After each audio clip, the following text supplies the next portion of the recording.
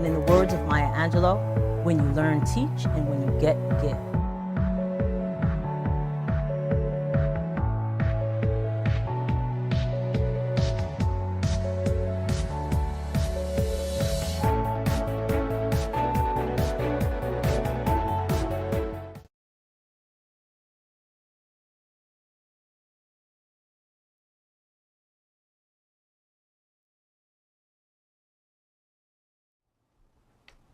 Welcome to Conversations with Verdell Jones. I'm your host, Verdell Jones, and being an educator at heart, I'm dedicated to sharing conversations that inform and enlighten in the hopes that you learn something you may not have known.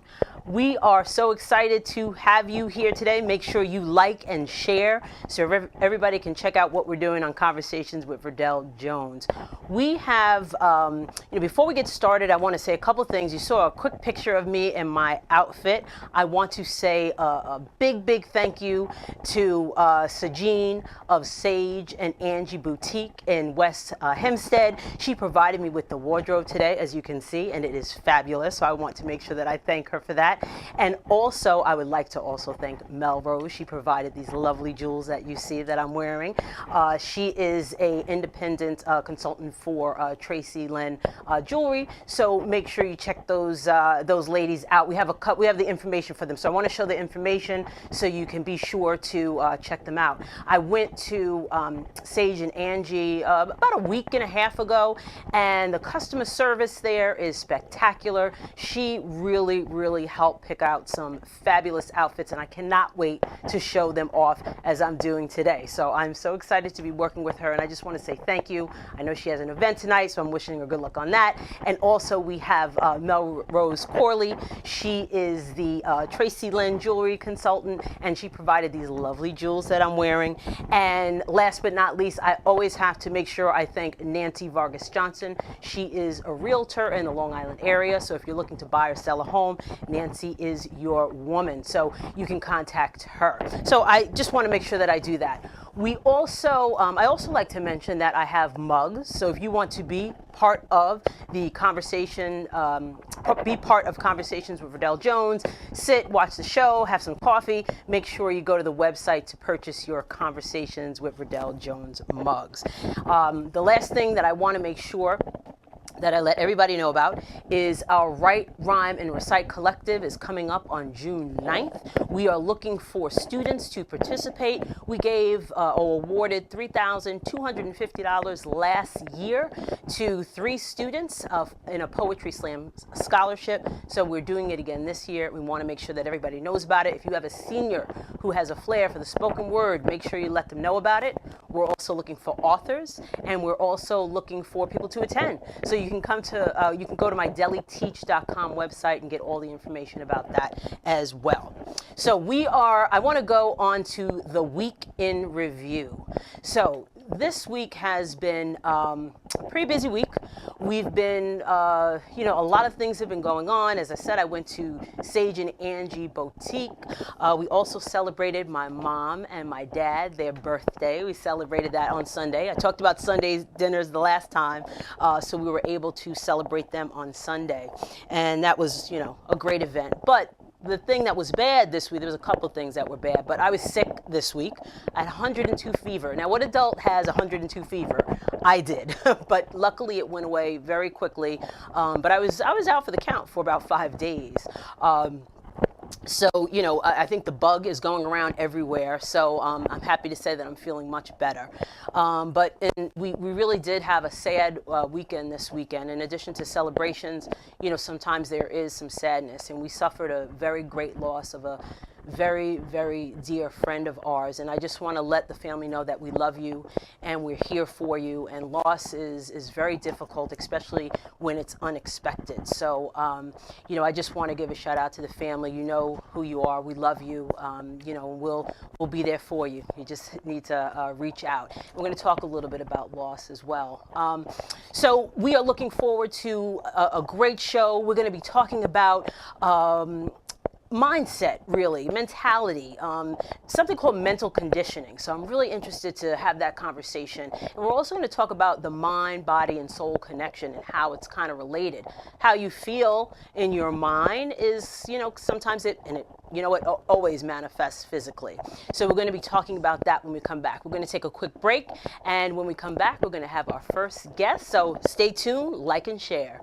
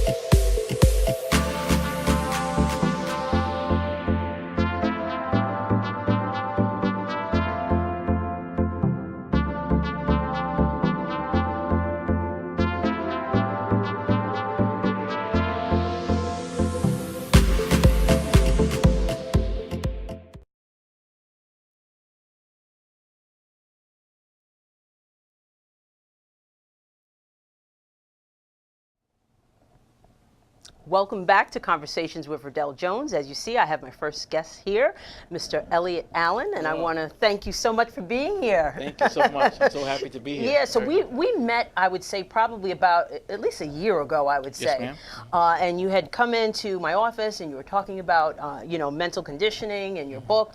So we're going to talk a lot about that today, and I'm very excited to, to have you here. I think it's such a challenge for people to have the right mindset when they want to get something accomplished. So we're going to really have a good conversation about that. Sure. So your background is computer engineering. Yes. Right? Yes. But then you segued into law enforcement. Yes, ma'am. All right. So how did you get from computer engineering to law enforcement? So we're gonna cover that. Okay. We're gonna cover that, and actually, in the course of covering that, we'll be able to get right into mental conditioning because that's actually a key catalyst as to where mental conditioning came from for me in the packaging of it. Okay. Computers is actually something I would say my brother, he was my idol. Okay. And he liked computers, so I kind of went into the computer field. Gravitated I toward can't it. really say that I don't have a great story about it to say, oh, I love computers, but I did it. Right. And I went to college, and right out of college, I went to LaGuardia Community College. Okay. Right out of there, they had an excellent internship program. Nice. And from there, I went, my very first internship was actually at IBM. So here wow. I am, a 20-year-old kid, fresh out of college, and I'm working at IBM. Wow. Talk about starting at the top. Yeah. So for me, at that particular time, it was a culture shock because I'm from a middle-class black area. So to go into Wall Street was different. Yeah. I loved it, though. Yeah. I really did. I loved it. I got along great. I worked with a lot of really, really, really good people. And I learned a lot. Right. To fast forward it, you asked me about the transition to law enforcement. I had to go into law enforcement because at a certain point the computer industry started to go down, and we were really having to get jobs every 6 months or whatever the case would be. And I was getting married at the time, and I wanted a more stable life. So if I didn't get married, I might still be doing that. But I was getting married, and I wanted to have more of a stable life. And once again, I don't have a story to tell you like, oh, my father was a cop. Absolutely not. But I did that for my stability, for my family. Right. But here's the thing, Verdell, that was interesting. When I went into law enforcement now, remember I told you when I went into Wall Street, it was a different element for me. When I went into law enforcement, now here we go, another element. Yeah. And I'm dealing with another group of people. A lot of different people. A lot of different Yeah. people. But here's the first thing that really started to package to me mental conditioning. I realized that when I was on Wall Street, sitting in an area no bigger than this, Right. across from some real big wigs, what we would call. Right. Then in law enforcement, I'm in an area it's a little bit more contained. Right. But I'm dealing with someone else, and when you start to talk to them, you realize there's really no difference. Yeah. The that's only true. real difference is how they think, Right. how they're training their mind, Right. their mindset. Hence, mental conditioning Right. evolved for me, and I had to figure out, how do I put this in a package? Because it really bothered me, like, why are these people on this side Right. and these people are on the other side? Right. And you can package that in so many different ways. Entrepreneurship, employee. Why is that? Right. Sometimes you have people who are employees, but they're running that whole business. Yeah. Exactly. You understand? And it's a mindset. It really is. You think, and I love that how you said that, because you can have two people, maybe even similar backgrounds, but Yes. the way that they perceive what they're doing and their worth Yes. or whatever it might be, their actions are different. Absolutely. Yeah. And Exactly. I understood very clearly when we started the mental conditioning movement 6 years ago. Everybody used the word mindset. That's not a word that anybody out there is going to say, what are you guys talking about? Right. Everybody knows what that is. Right. But here's the key word that we're going to interject, and as long as I'm on here, you're going to hear me say it a lot. Understand. What does mindset mean? Right. Most people don't understand the power of where your mind can take you. As you can see, the book is called Absolutely. Mental Conditioning, Right. Life's GPS. Listen, I came over here today, and if I didn't have my GPS, I wouldn't be here right now. So we have to have that mindset Right. that our minds take us wherever we want to go. It really does. So what is the definition of mental conditioning? Okay, so I'm going to give you a formula that I use Okay. for mental conditioning. And it's in the book. It is the strengthening of our minds to enhance our decision-making skills Right. toward our goals while staying the course. I call that AKA a formula. Right. My son is going through that algebra stage now where he has to remember all these formulas. And I tell him, mathematics is just numbers. Right. But when you learn those formulas, you start to plug those numbers in, that's how you're going to get the answer. Right. And that definition I just gave you, if you plug that into your life, I promise you, you're going to see things a little bit Right, differently. Once right. you start to train your mind, you start to talk different, you start to walk different, you start to interact with people different. When people say things to you, that's the real start of, wow, I can see something. I'm going to share something quickly with you. When you're talking about mental conditioning, Right. it's very similar to physical conditioning. But the main difference is that when you physically train your muscles, we can start to see tangible Right. results. You see it. You see it. So, Right. wow, are you getting up there? Right. You look in the mirror and it's there. Mentally, it's more challenging because Right. you don't see those things. Yeah. But one of the things that I tell people is that one of the indicators of mental strength is when people start to say certain things to you. Whether you're on your job, whether you're in the street, whether we're shifting through our cell phones on the Facebook page, Social media, right. and we see these things. Think about how much we're affected by things that we don't even know these people. Right. And we look at that like, oh, so and so and so and so, and we lose an hour out of our life. Right. And if you tell me something that I don't agree with it, we're gonna have an argument about it for 3 hours, right? Right. When you train your mind, when somebody comes over to you and says certain things, you don't have to say, oh, it doesn't bother me, because we can always tell if it does. Right. But as your mental strength starts to get stronger, you really brush it off like, that has no significance to me. Right. Because if I There's no start talking impact. to you about that, I can't concentrate on what I need to concentrate on. So that's just a little thing that I use to say, you're building. Right. You're building those mental muscles. Right. It's very important. So, I was reading through the book, and one of the things that I noticed, you credit your family for being that foundation. And you said your wife is the water that helps you to Absolutely. grow, which I love that. Absolutely. How important is family in this process? And not even family, yes, but the people around you. Because I've talked to so many people, and one of the things that I always hear people say is the people that you surround yourself with. So how important is your family or the people that you surround yourself with when you're on this journey of mental conditioning? So you hit on a critical point here. For me, family is everything. It I've sure mentioned is. them already several times. Right. Because what I try to explain to people is that, remember, within that definition, I told you big picture. Mhm. Anyone who tries to navigate through life without a big picture, it could be me, Right. it could be you, you're going to have a problem. Right. For me, my family is my big picture. Right. So that allows me to stay on the course of what I'm doing. Mm-hmm. But the trick to it when it comes to mental conditioning is to identify what is your big picture. Right. Many Right. people, remember I told you earlier when we started this conversation, you asked me about my transition from computer engineering to law enforcement. Mm-hmm. You know what's one of the differences there?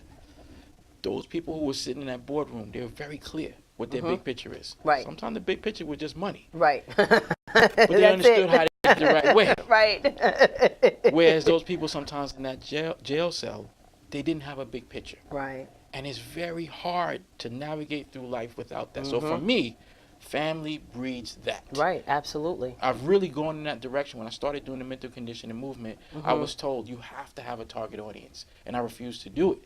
I did compromise. You have to. I compromised. I compromised. And Right. what I did was I said, That's what okay, everybody says, right? my passion is my family. Right. And that in our society is something that we greatly suffer from. The family structure is greatly suffering in our society. Right. And I understand that that's a big part of the mental conditioning because when you go out there, and there's temptations out there for all of us, you have to have something to say, I'm not going to do that. Right. There has to be something to hold you accountable for one thing, right? Yes. And something to since you mentioned big picture, you have a chapter dedicated in your book that talks about the big picture. Yes. How does one go first?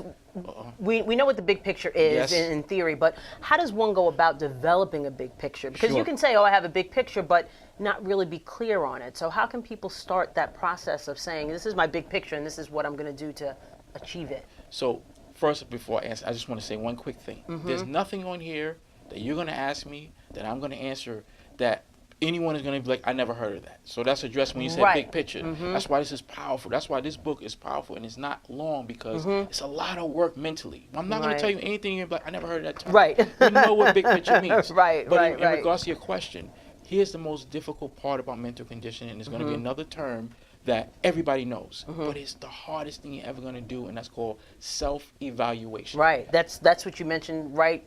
Because Straight up. you straight cannot off in your start the book. process Yeah. without not only doing your self-evaluation, Yeah. but properly doing it, because that's the foundation of everything. Right. If you do not do a proper self-evaluation, your execution, your big picture, staying on the course, Right. is going to fold. Making the adjustments that you need to Can't make. do it.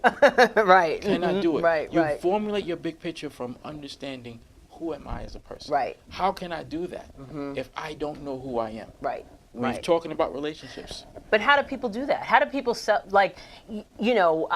as I was reading and I saw the self-evaluation, I've had a lot of experiences that led me to do that self-evaluation. yes. And I said, you know what, I need to change some things and Yes. take a really good look at myself. Yes. How do people begin that process? I think it's just people getting stuck and not being able to actually follow Sure. through with things. So you hit it on the head. A lot of it is experiences. I Right. have a saying that says, Yeah. nothing is for nothing. Right. Nothing happens to you for There's always a nothing. lesson, right? Always a lesson. But here's Absolutely. the problem. Because a lot of lessons in life are painful. Yes, they We are. will not reflect back on it because it was so painful, we won't even reflect back on it. So how do I know I need help? I think you have another guest on that's going to be talking about getting help. Yes. How do you know you need to go talk to somebody? Right. If you don't reflect on, like, I'm having a problem. Maybe this previous relationship that I had really messed me up. Right. But if you refuse to address that, that's your self-evaluation. Right. That's how you do it. Experience is a big thing in life. It sure is. I told you, it started from, it started before that, but I'm giving you the condensed version. Me going into Manhattan and working as a computer engineer, even though all of these things stay in my head, why was I there?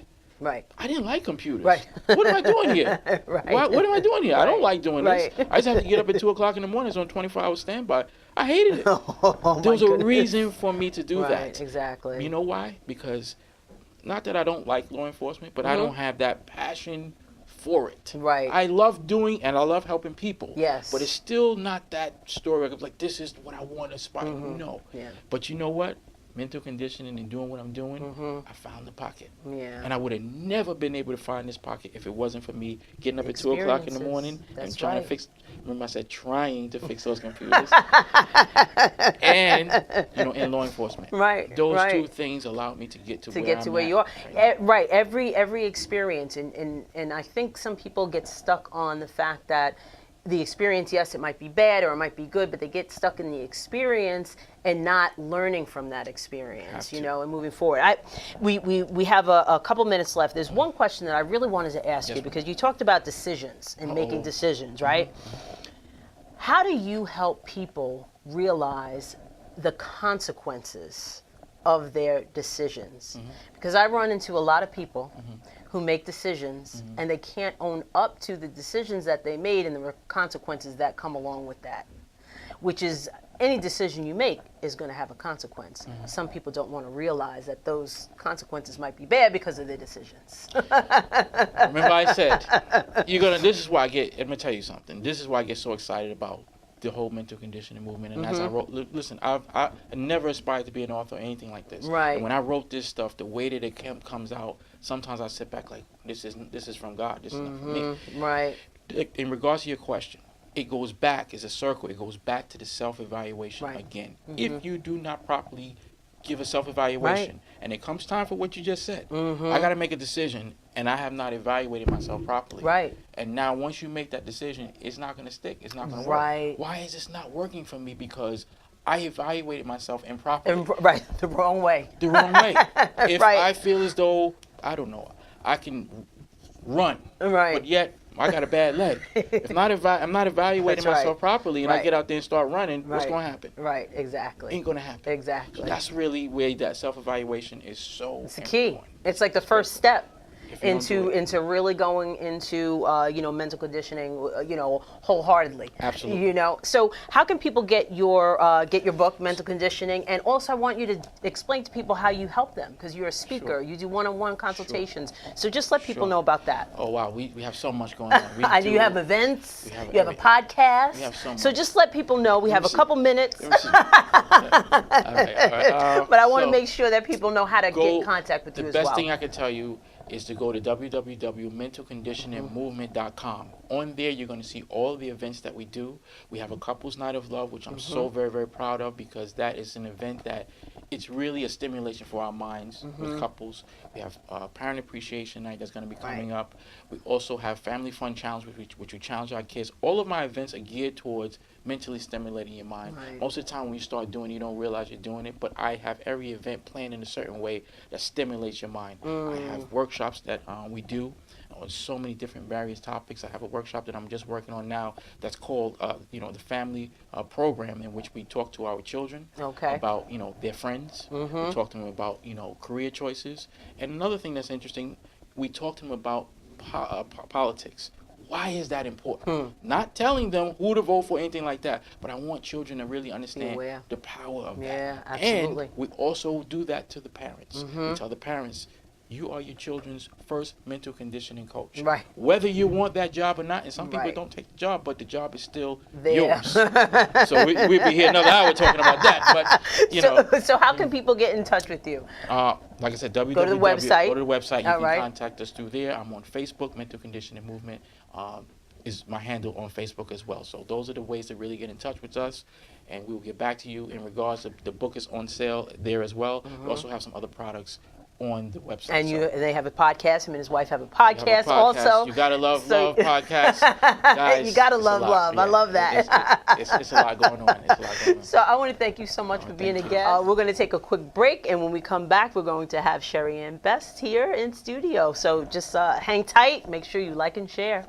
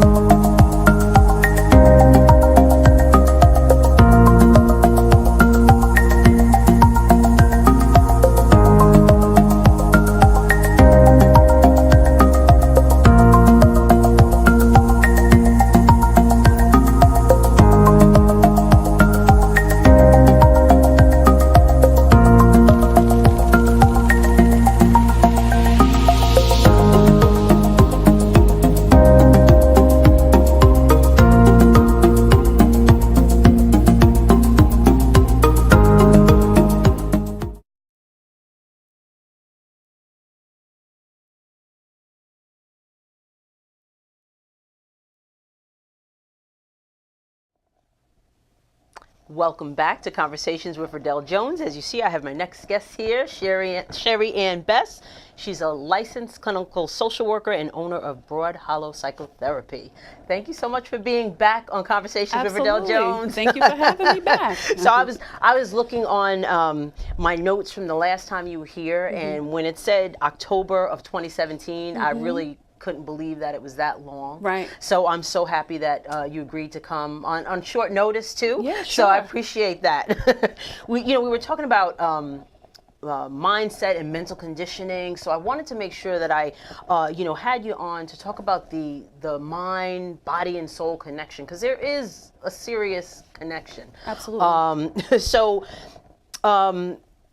What has been going on since the last time you were here? You've been doing a lot of things. You have an app.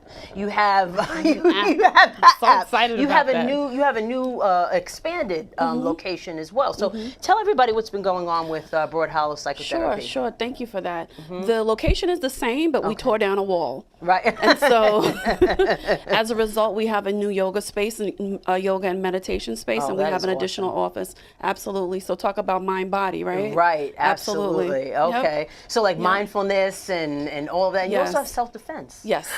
So we Right? have yes. That's coming up on March 30th. Okay. And the reason why I decided to do that was because my main focus is working with trauma survivors. Yes. And so it's so important to feel empowered, and so that's why I did that, so that there's something for someone who's been through a traumatic event to feel empowered, and that's part of their healing process. Absolutely, So, especially we've had a few people on about talking about domestic violence, and that is, it gives you confidence if you know that Absolutely. you can protect yourself. Right, So that's exactly. awesome. And you have some painting thing yes, going on yes. too. So we also have meditate and paint. I love it. And that's going to be a whole lot of fun. That's going to be with Raheem love Booker, and so the same idea. Well, not the self-defense, but the just using, going beyond talk therapy, and opening up other ways to heal. Yeah, there's other pathways to do that. Yep. You're also a Reiki. You do Reiki as I am well. a Reiki practitioner. I mean, so this,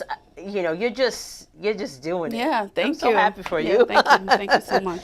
So, at the top of the show, we were talking about loss. I talked about, we had a devastating loss, a dear family friend, and with grief, and we've been through this before, it physically affects you. Yes. It really does. And what are some things people can do to alleviate that?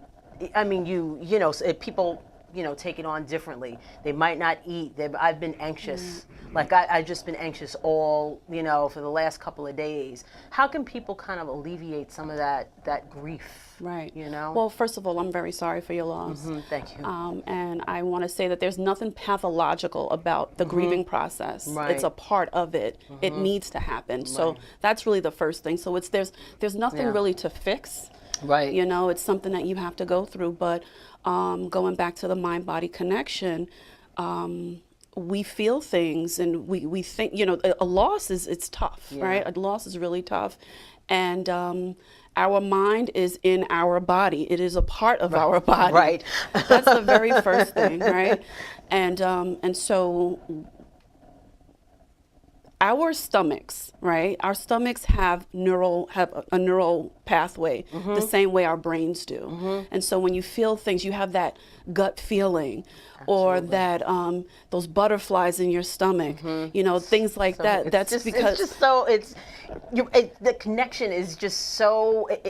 It's amazing, and some people don't realize that that's why you might feel the way you feel. That's exactly why you feel it, right? That's exactly why you feel it. Absolutely. I mean, so what are some things, in our day-to-day, not only with the loss, but in our day-to-day, what are some strategies that people can employ within their daily lives to, just get through the stresses of day-to-day? Losing stress or alleviating stress, lessening stress is probably the number one diet plan that we don't use. Right. Because cortisol leads to belly fat. So that's something that a lot of people don't realize. So the more you stress, the more you hold it in your belly, okay, or it appears in your belly.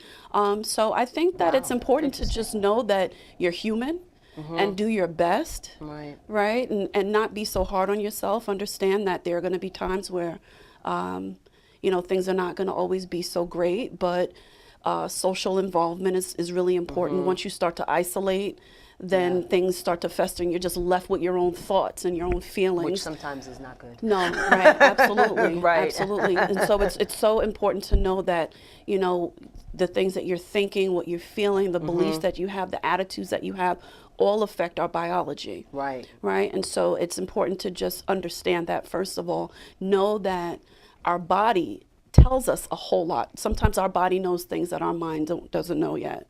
And so to be in touch with that, right? If you're feeling a certain way, if someone gives you a certain feeling, listen to that. Right? intuition. No, absolutely. You're feeling anxious, understand what's going on, increase your self-care. Know that, okay, I don't know exactly what's going on or I'm going through this thing, but I know I need to take care of myself. So what's your self-care plan? Right. What and do I was you going to do? ask you about self-care, because self-care, you hear that so much nowadays, self-care, self-care. What is it? I'm sure self-care looks different for different people, but what are some self-care things that people can actually do? It's what is good for them, I guess, but what are some things that kind of, when you think of self-care, that people can kind of put into their daily lives? Healthy boundaries, saying no. Oh, I That's didn't even really think about important. that. I was thinking like spa treatment. Yeah, that too. All of that is that's great. If you have the time to do it, if you can afford to do it, if it doesn't Right. break the bank, right, then of course do that. Right. So those are the things that I think that we think about, that getting our Right. nails done and Yeah, things like right, that. right. But also saying no, setting Wow. healthy boundaries, having positive social connections, cutting off negative social connections. Right. That's Right. very important. So things like that. Just again, listening to your body when you're aching.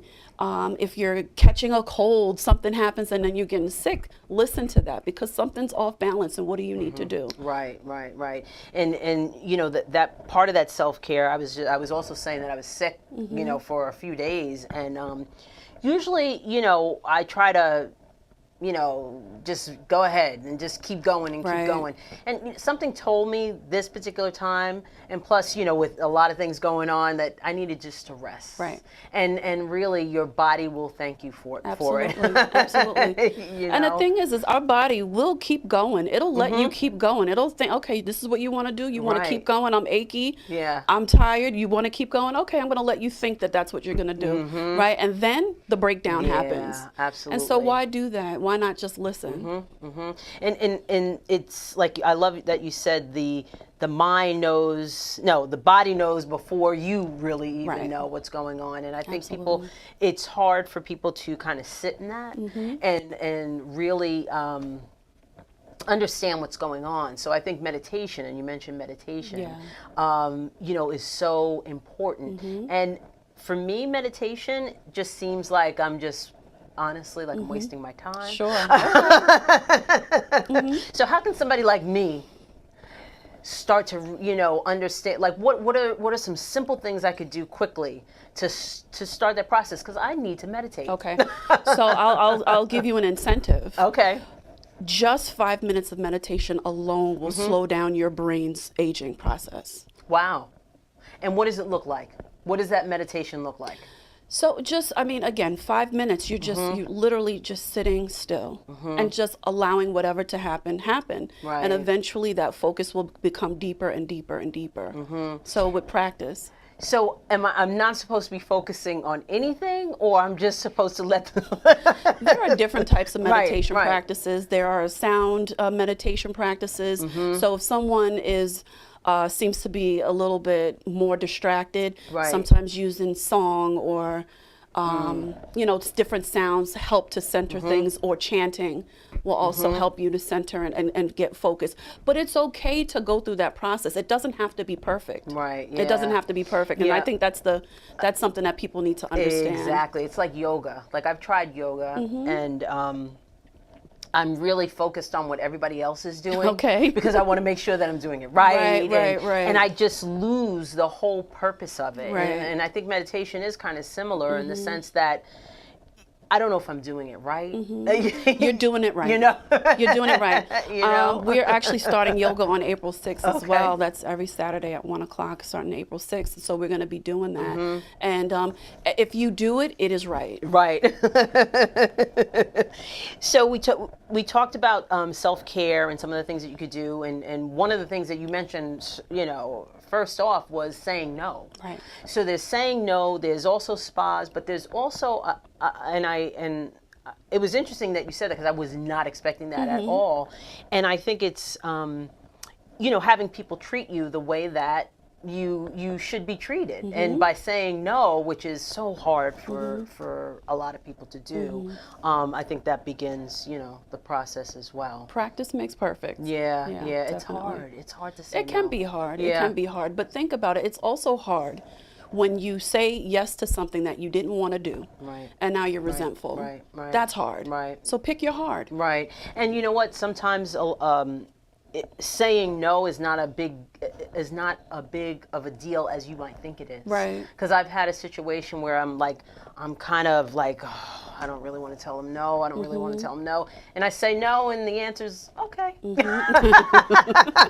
Right. You know, it's like, Right. oh. People have a way of taking care of themselves. They sure will do. take care of They themselves. do. So They you do will. the same thing. That's right. That's right. They'll figure it out. Yeah. So let's talk about your app. I saw it on your Facebook page. What is that about? How can people tap into it?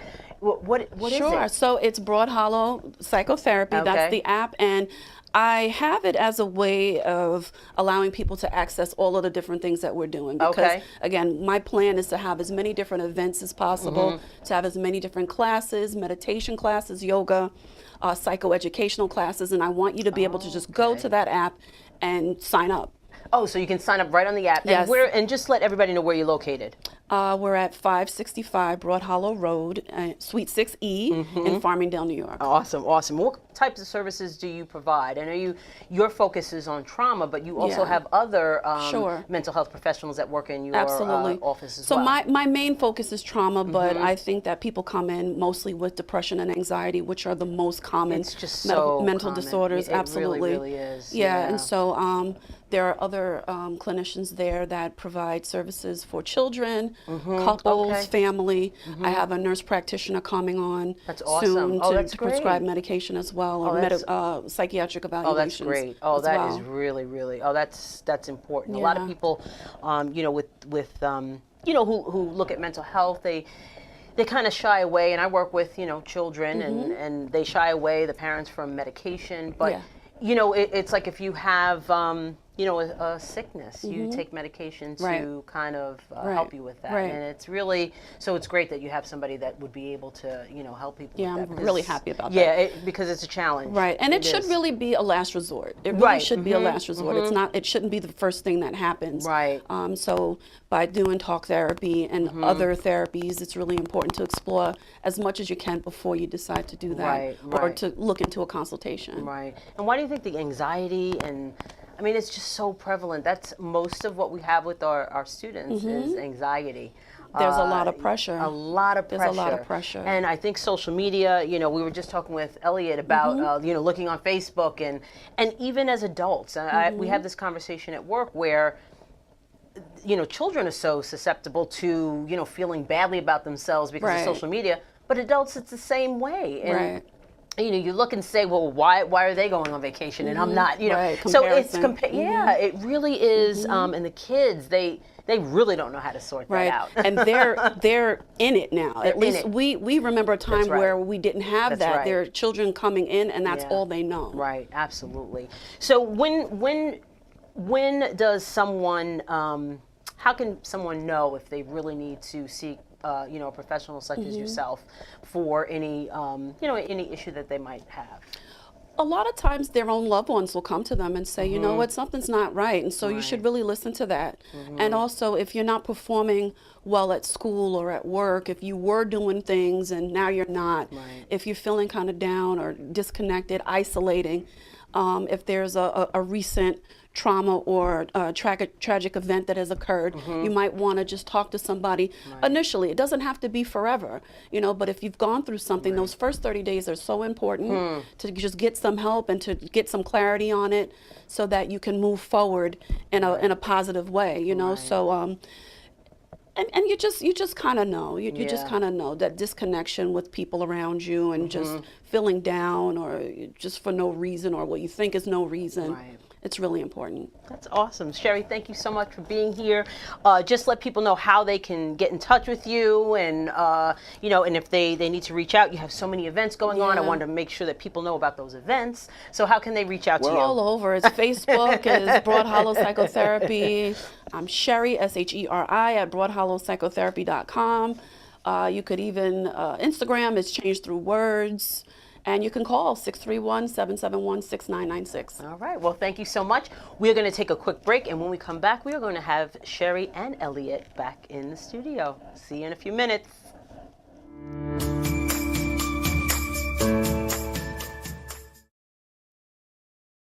Everybody get up when you're feeling down.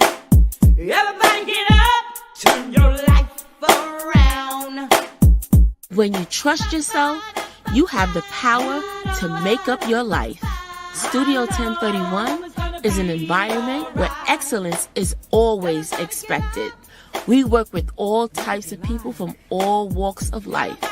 We give deserving women something that they wouldn't give themselves. Everybody get up. Come join this makeup movement. When you're feeling down, turn your life around. Make up your life.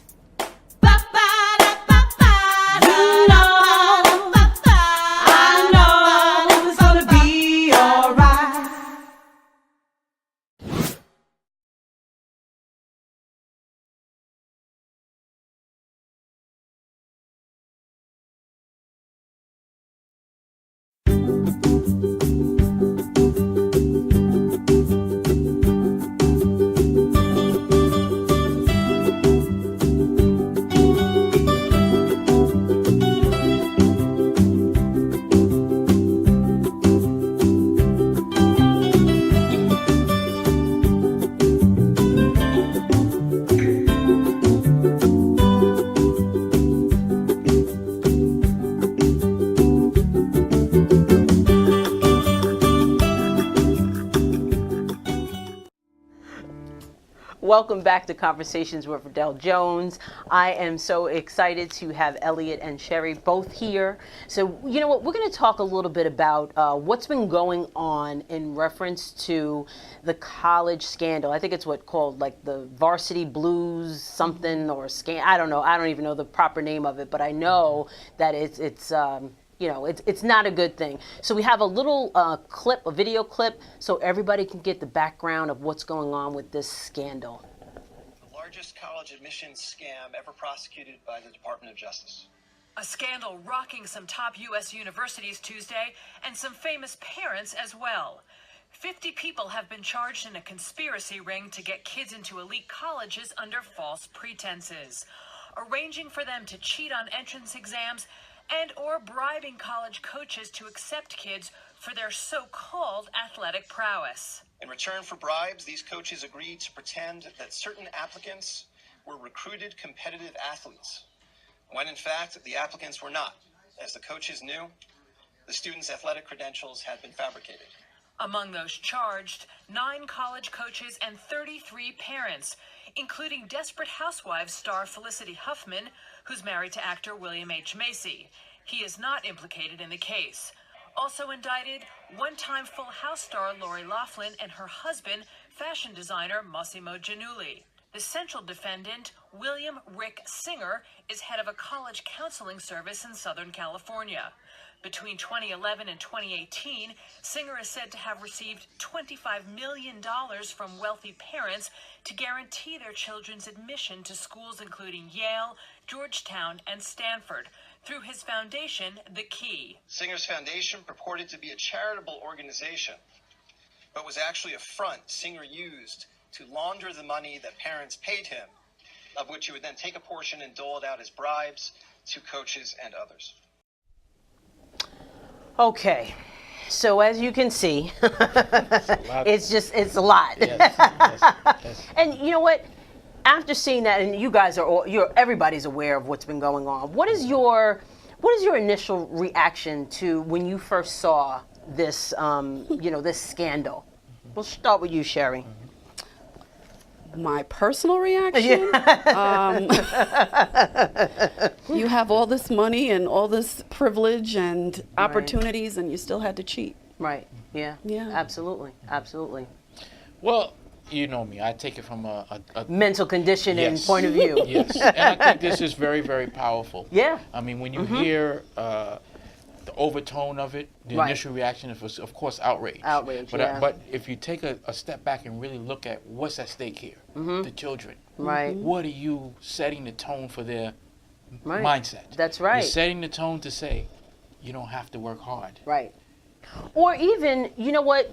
You're not good enough. Right. Absolutely. Right. You're not good enough. You're not good enough. Right. It's all about status, performance, and how you look. Right, absolutely. And the thing about it is it's my initial reaction, and being in this profession, helping students get into college and working with, college is a big part of what I do. Right. And seeing that you see these students who we work with, who work so hard. Oh, boy.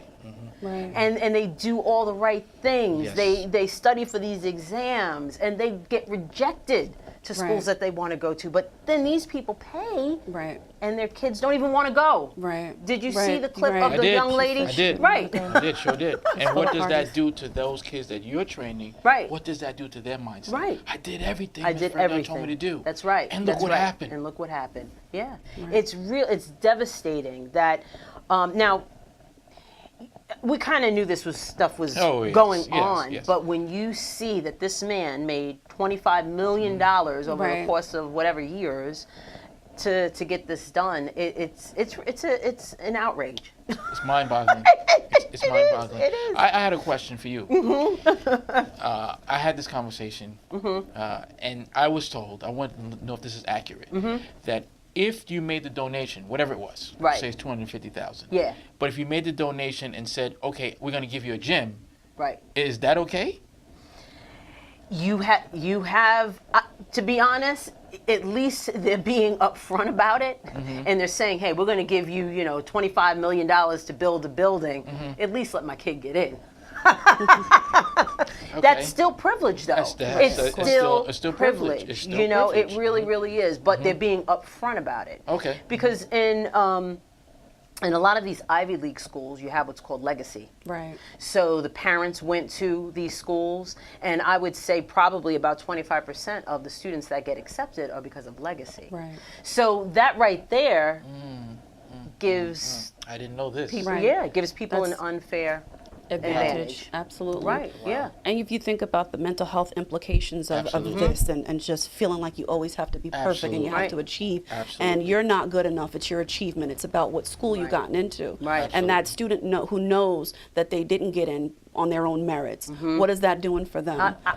I Just a couldn't level even of imagine. depression and anxiety. I Right. mean, imagine how you feel knowing that you have to perform in a school that Absolutely. you probably don't really qualify to be in. Exactly. Absolutely. And that's the other Excellent thing. point. They have, these schools have standards, right? Or at least they say they have standards because the education is rigorous. Yes. So they have to meet that Right. challenge. So Yes. if you have a student who has somebody else taking an SAT, ACT Right. for them. So now you need someone to take the test and write the paper and do all these other Right, things. exactly. And so it doesn't exactly. end. It doesn't stop. It does not stop. Yeah. Wow. So do you think the parents should go to jail? Wow. Certainly they should be held accountable, for sure. Jail, I don't know. I don't think they will. Yeah. I don't think, I don't think they will either. So I really Yeah. think it's really about that more so, right? So they can buy entry into college. They'll probably buy their way out of this situation. Absolutely, Oh, right, you're exactly. absolutely The right. money to do it. Yeah. And I don't think it reaches, to me, I mean, it's fraud. It is, I guess they call it a white collar crime, right? Yes. Jail time, no, but there needs to be some example made. I don't Yes. know what that looks like, Yes. but I think there needs to be some type of example I made agree. of them. I You agree. know? Because again, this is something that is so powerful. The effects that it does have on the kids that are not getting in, Right. and frankly, even on the kids that are getting in. She Right. just spoke about that kid has to keep up, That's right. and that starts again. I can't get away from it. That starts a mental conditioning thing. That's like I cannot keep up. Right. Right. That's pressure. Right. Suicide comes with things like that. Absolutely. I've been having to keep up since I was in college, and I can't. It's impossible. How are you going to keep up? That particular age group is the most at risk for Yes. suicidality, Yes. depression, anxiety. Yes. Right. Absolutely. Right. Yes. And you know, I don't know if we're talking about mental conditioning and mindset and mental health. Like, what to me, it's like, what were the parents thinking? Like, what were they really thinking the benefit would be to have this, to have their child go to a school that they're not qualified to go to? I don't understand that mentality. Well, remember I told you when we started, very few people understand mental conditioning. And it's Right. crazy because these are the examples that I give. Yeah. But wow, that's Right. very strange. Like, why would you do that? Why would you do that? But Why you would would you do you that? think that is trivial, Right. but it means a big deal to them to say like, "Well, my kid is Right. in." That Is in matters so-and-so. to me. Yeah. I want my child to be Status. where he or Status. she belongs. But status is overwhelming. Right. That's why we're getting killed with social media. Yeah. You said it earlier. Right. The people, oh wow, the Joneses on vacation, and but meanwhile the Joneses Right. like we can't afford it. We But- Joneses are struggling. Right. You know what I mean? But we only see that they're on vacation. Right, So exactly, we have exactly. to really check ourselves with Yeah, that. It's really a big deal. Exactly. It's really a big deal. Well, I want to thank you for the dialogue about the this college scandal, and I'm sure there'll be so many more discussions about it. We're going to take a quick break, and when we come back, I'm going to give you my final thoughts.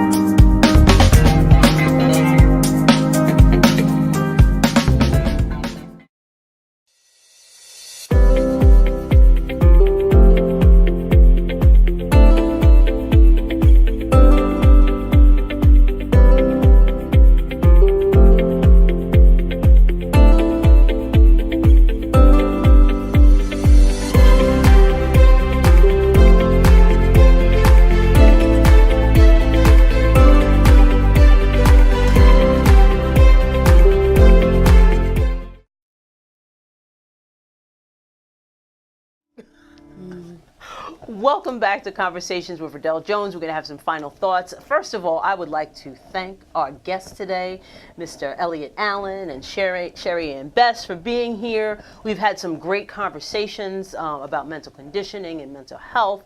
I just want to make sure that you guys know how to get in touch with them. We have Elliot's contact information there we're going to show. We also have Sherry Ann's information. This is such an important topic. And, the title of the show is, get your mind right and the rest will follow. And it really is. It's about, being able to, to really do that self-evaluation. Yes, ma'am. And being able to know when to get the help that when you need to get the help, and really embrace that. And I think it's so important. So I want to thank everybody for watching Conversations with Verdell Jones. I want to thank Melrose for my lovely jewelry, and I also want to thank Sejean for my lovely outfit that I had today. And we will see you next time on Conversations with Verdell Jones. Thank you, guys. You're welcome. Thank you. Thank you.